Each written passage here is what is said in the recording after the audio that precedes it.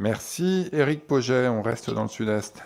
Merci, Monsieur le Président. Monsieur le Ministre, à mon tour, je voudrais d'abord saluer votre engagement et votre mobilisation auprès des professionnels du tourisme. C'est appréciable dans la période que l'on traverse. Moi, je voulais vous parler des Alpes-Maritimes et de la Côte d'Azur, où le tourisme représente plus de 18% de PIB, soit 10 points de plus qu'au niveau national. Et cette année 2020 est et restera une annus horribilis. Le tourisme de congrès, l'événementiel est à zéro sur Cannes, Nice, Antibes et Grasse.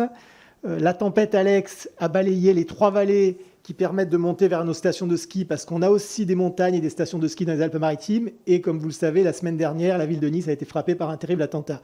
On cumule tout ce qu'on ne pouvait pas imaginer en l'espace de quelques mois dans les Alpes-Maritimes.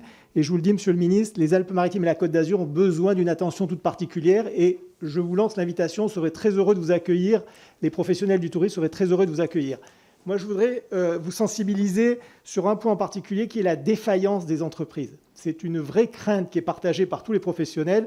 Je rappelle qu'en Espagne, il y a 35% d'entreprises de la filière HCR qui ont déjà mis la clé sous la porte. Et aujourd'hui, l'urgence, elle se situe à ce niveau-là.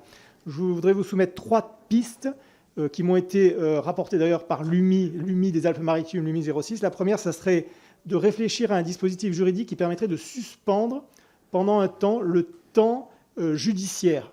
Parce que dans les jours et les semaines qui arrivent, il va y avoir des redressements judiciaires, il va y avoir des liquidations judiciaires, il va y avoir des procédures collectives.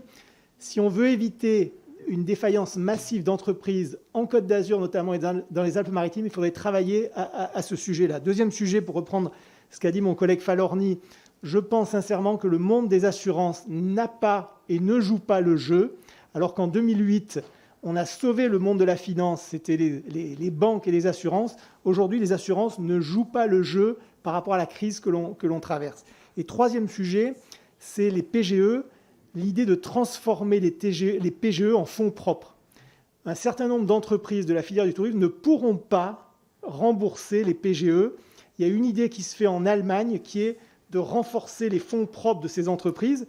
Et il y a une piste qui serait de transformer une partie des PGE en fonds propres pour renforcer, pour avoir un acteur et un partenaire institutionnel dans le monde de la filière de HCR.